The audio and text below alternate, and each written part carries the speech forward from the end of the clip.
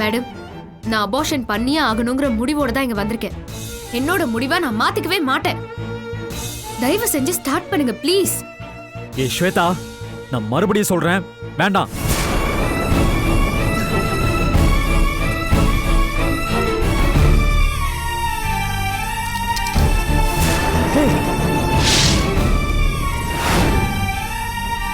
ஏய், என்ன பண்ற ஸ்வேதா? என்ன இது?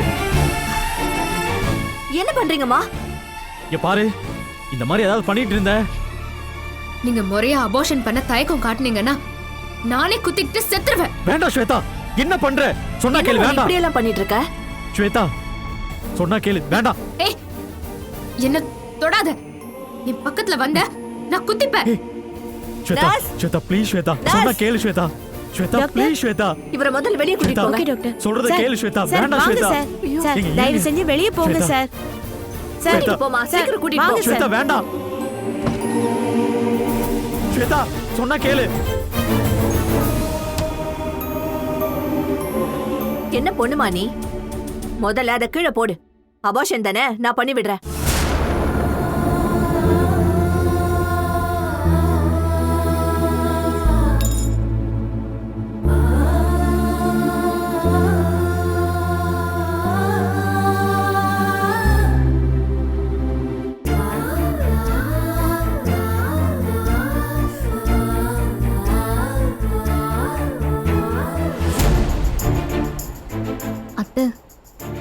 பத்மா ஆண்டி கிட்ட விஷயத்த சொல்லிட்டேன்.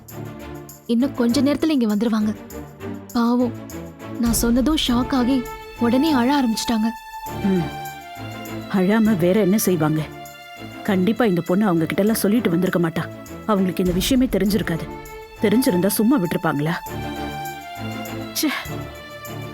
6 மாச குழந்தை, அதை அழிக்கிறதுக்கு அவளுக்கு எப்படி மனசு வருது? வரட்டும், அவங்க வந்து புத்தி சொல்லியாவது அவ கேக்குறாளான்னு பாப்போம். என்னாச்சுடா, பேசுனியா? என்ன சொன்ன அவ? அம்மா, நான் சொல்ற எதையுமே காது கொடுத்து கேட்கறதுக்கு தயாரா இல்லம்மா. வேணாம் பண்ணாதேன்னு எவ்வளவோ சொல்லி பார்த்துட்டேன். அந்த டாக்டர் எவ்வளவோ எடுத்து சொன்னாங்க. கடைசியில சிஸ்டர்ஸ் எடுத்து வயித்துல வச்சுக்கிட்டு செத்துருவன் மிரட்ட ஆரம்பிச்சிட்டாமா. டேய், என்னடா சொல்ற? அவ அப்படி பண்ணதுனால டாக்டர் பயந்துகிட்டு சரி பண்றேன்னு ஒத்துக்கிட்டாங்க. என்ன வேற ரூமை விட்டு விரட்டிட்டாங்கம்மா. ஏய், என்னடா இது? அவ மிரட்டினா டாக்டர் அப்படியே ஒத்துப்பாங்களா? 6 மாச குழந்தைடா, இந்த நேரத்துல அபார்ஷன் பண்றது எவ்வளவு பெரிய ரிஸ்க்.